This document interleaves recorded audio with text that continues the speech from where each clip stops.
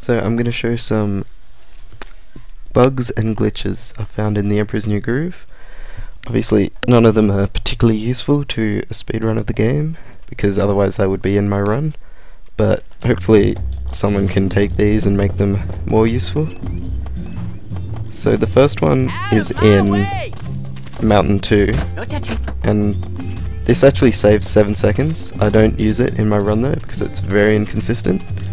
So you can charge jump from here over to that bridge, but as you can see there is an invisible wall you have to go around, and it's also just a very long jump.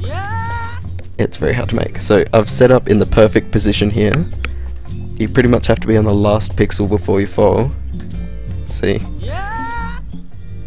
That's pretty much where you have to jump from, and you jump like that and you make it across to the bridge, and from here you would grab, you would knock down this and take the thing back over, and I suck because I haven't played this game in a year. So moving on,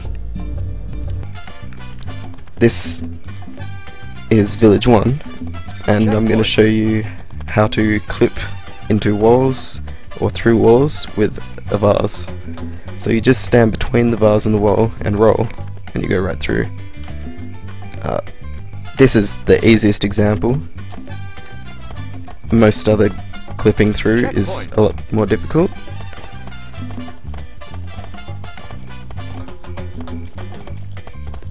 And I can't seem to get it now.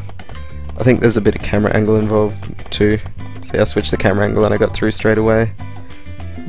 So with this pot you can just grab pots through walls. It's pretty convenient. I'm going to show you can clip into other things as well. The most easiest of those is sides of doors. So you just chuck the pot down and you stand between it and the door, and you go straight into the sides of the door. You can pick the pot up, you can put it further in most of the time. You can see, drop it further in, but I've not found any way to really do anything with this. So the only other object I've managed to completely clip through was in Village 3. I managed to use these pots to clip through this door, but the loading zone wasn't there on the other side. I guess because this isn't a proper door, you come up to it as turtle and it starts a cutscene, so I'm not sure if there even is a loading zone, but I know for sure I've managed to climb scenery and jump over a wall and land in a loading zone, so I'm pretty sure that the loading zones would exist on the other side of the red Cusco idle doors if you could manage to clip through those. So that's. You can also use other objects like the barrel of carrots in City 1. You can use that to clip into walls, but I've not found a way to do anything with that either. So next, this is just a way to jump further. See, if I try to make this jump without charging, I'll just fall. It's impossible to make this jump just like that. So you'll notice I'm starting to fall before I get in line with the ground on the other side. So one thing I can do is just before I start to fall I can kick, and that stops me from entering the falling animation prematurely. Gives me a little bit of extra distance, but I still can't make the distance very easily. It's possible, but it's hard. So if you roll just before you jump, you get a tiny little bit of extra distance and you can make the jump, see?